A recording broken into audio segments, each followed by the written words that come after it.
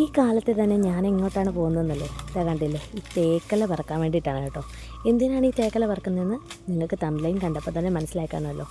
നമ്മൾ കൃഷി ചെയ്യുന്ന സമയത്ത് ഗ്രോ ബാഗിനകത്തൊക്കെ നമ്മൾ ചെടികൾ നട്ട് കൃഷി ചെയ്യുന്ന സമയത്ത് നമുക്ക് ഈ തേക്കല കൊണ്ട് വലിയൊരു ഗുണമാണുള്ളത്. അതെന്താണെന്ന് വെച്ചാൽ നമുക്ക് നല്ല കായ്ഫലം ലഭിക്കാനായിട്ട് ഈ തേക്കല നമുക്ക് ഗുണം ചെയ്യുന്നുണ്ട് കേട്ടോ. അതെങ്ങനെയാണെന്നാണ് കാണിച്ചു തരാൻ പോകുന്നത്. ആദ്യം തന്നെ ഇതേപോലെ തേക്കല വാരി കൂട്ടുക എന്നുള്ളതാണ് പണി കേട്ടോ. അപ്പം നമ്മളിങ്ങനെ തേക്കല വാരി കൂട്ടുന്ന സമയത്ത് ഇതുപോലെ കുഞ്ഞു പിള്ളേരുള്ളവരൊക്കെ ഇതേപോലെ ഇങ്ങനെ മുറ്റത്തോടെ ഇങ്ങനെ നടക്കും കേട്ടോ. ആ സമയത്ത് നമുക്കൊന്നും ചെയ്യാൻ പറ്റത്തില്ല.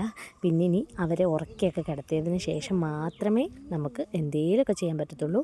വസുവിനെ ഉറക്കി കിടത്തി തുണിയൊക്കെ കഴുകിയിട്ടതിന് ശേഷം മാത്രമേ നമുക്ക് ഇനി ഈ തേക്കലയുടെ പരിപാടികൾ ചെയ്യാൻ പറ്റത്തുള്ളൂ. അപ്പം നമുക്ക് ഒരു കത്രിക ആവശ്യമുണ്ട് കേട്ടോ.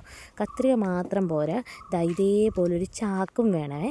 അപ്പം നമുക്ക് തേക്കല അരിഞ്ഞ് ഈ ചാക്കിനകത്തോട്ട് വെക്കാൻ വേണ്ടിയിട്ടാണ് നമുക്ക് കത്രികയും ചാക്കും വേണ്ടത്.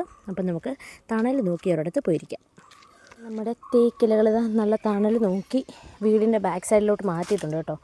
ഇനി നമുക്ക് ഈ കത്രിക കൊണ്ട് നമ്മുടെ ഓരോ തേക്കലയും കണ്ടോ, നന്നായിട്ട് ഉണങ്ങിയ തേക്കലയാണ്, കണ്ടില്ലേ, തൊട്ടാൽ പൊടിഞ്ഞു വരും. സത്യം പറഞ്ഞാൽ ഇങ്ങനെ പൊടിച്ച് ഇങ്ങനെ ഒരെണ്ണം കൈകൊണ്ട് ഇങ്ങനെ എടുത്ത് ഇങ്ങനെ പൊടിക്കേണ്ടതേ ഉള്ളൂ.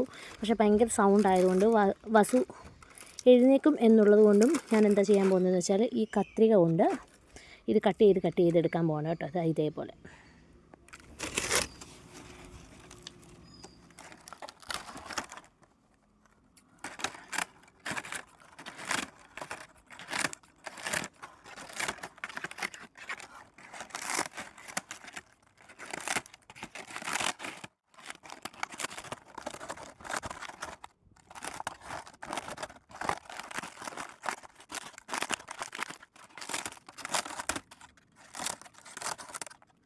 കത്രിക കൊണ്ട് കട്ട് ചെയ്യുമ്പോൾ സൗണ്ട് വരത്തില്ലെന്നാണ് ഞാൻ പ്രതീക്ഷ. പക്ഷേ സൗണ്ട് ഉണ്ട് കേട്ടോ.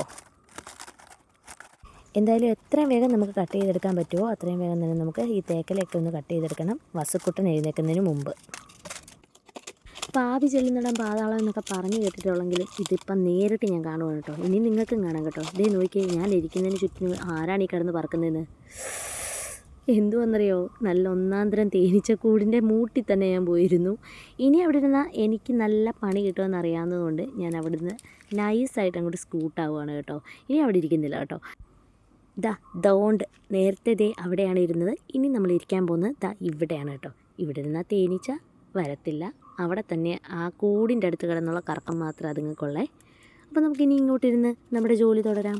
കണ്ടില്ലേ, ഇതേപോലെ കത്രികയെ കൊണ്ട് ഞാൻ വളരെ വേഗം തന്നെ വസു എഴുന്നേൽക്കുന്നതിന് മുമ്പ് തന്നെ ഇങ്ങനെ കട്ട് ചെയ്ത് മാറ്റുവാണ് കേട്ടോ.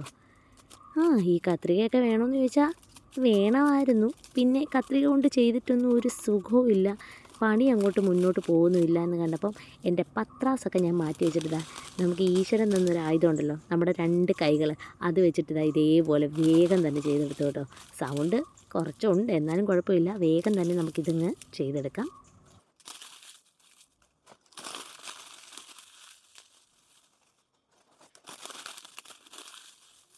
അല്ലെങ്കിൽ ഇതാണേ പറയുന്നത്, വലിയ പത്രാസിനൊന്നും പോവാതിരിക്കുന്നതാണ് ഏറ്റവും നല്ലത്.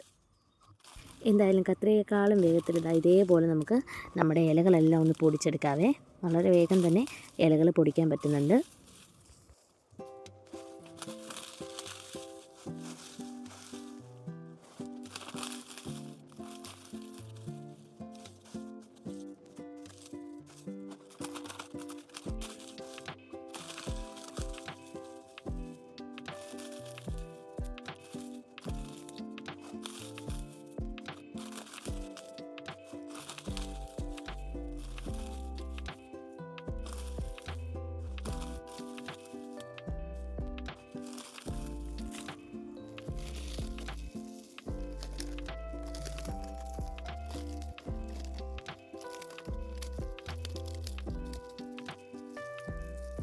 അങ്ങനെ വളരെ പെട്ടെന്ന് തന്നെ നമ്മുടെ കരികിലെല്ലാം ഇതേപോലെ ഇങ്ങനെ ആക്കിയെടുത്തിട്ടുണ്ടേ.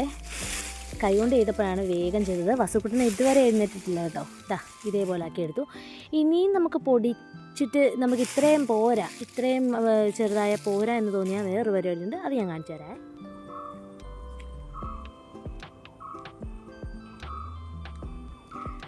അതാണ് ഈ പരിപാടി. കാല് കൊണ്ടുള്ള പരിപാടിയാണ്. കാല് കൊണ്ട് ഇതേപോലെ ഇങ്ങനെ നമുക്ക് ചവിട്ടി കൊടുക്കാം. ചവിട്ടി നന്നായിട്ട് മെതിക്കണം കേട്ടോ. നന്നായിട്ട് മെതിക്കുമ്പോൾ നമ്മൾ ചെയ്തതിനേക്കാളും കൂടുതലായിട്ട് പൊടിഞ്ഞ് കിട്ടും എന്നതാണ് കേട്ടോ. അപ്പോൾ ഇതേപോലെ ഒരു ദാക്ഷിണ്യം കൂടാതെ ആ കരികലകൾ മുഴുവൻ നമ്മൾ കാലുകൊണ്ട് മെതിച്ചെടുത്തതിന് ശേഷം കൈകൊണ്ട് ഇതേപോലെ ഒന്ന് പൊടിച്ചു കൊടുക്കണം. എന്നിട്ട് നമുക്ക് നമ്മുടെ ഈ ഇരിക്കുന്ന ചാക്കിനകത്തോട്ട് ഇതിനെ ഒന്ന് വാരി കൂട്ടണം കേട്ടോ. അപ്പോൾ ഇതുപോലെ നമുക്ക് നമ്മുടെ കരികില കിട്ടും കേട്ടോ. ഇങ്ങനെ പൊടിഞ്ഞ് കിട്ടും. ഇത്രയത്തിൻ്റെ ആവശ്യമേ ഉള്ളൂ കേട്ടോ. ഇനി നമുക്ക് നമ്മുടെ ആ ചാക്കിനകത്തോട്ട് ഇതിനെ ഒന്ന് വാരി വെച്ചാലോ.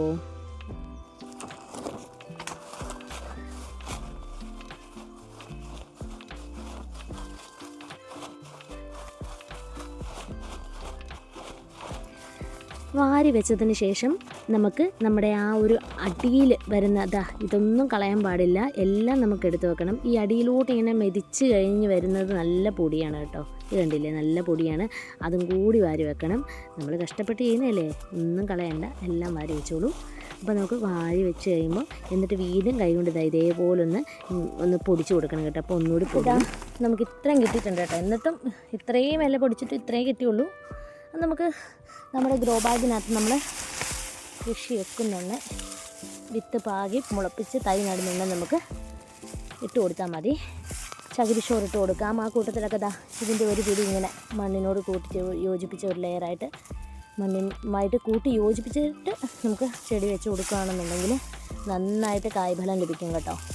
അപ്പോൾ ഇന്നത്തെ വീഡിയോ ഇത്രയേ ഉള്ളൂ. ഈ വീഡിയോ ഇഷ്ടപ്പെടുകയാണെന്നുണ്ടെങ്കിൽ എൻ്റെ ചാനലൊന്ന് സബ്സ്ക്രൈബ് ചെയ്ത് ഈ വീഡിയോ ഒന്ന് ലൈക്ക് ചെയ്ത് എന്നെ സപ്പോർട്ട് ചെയ്യണേ. Okay, by.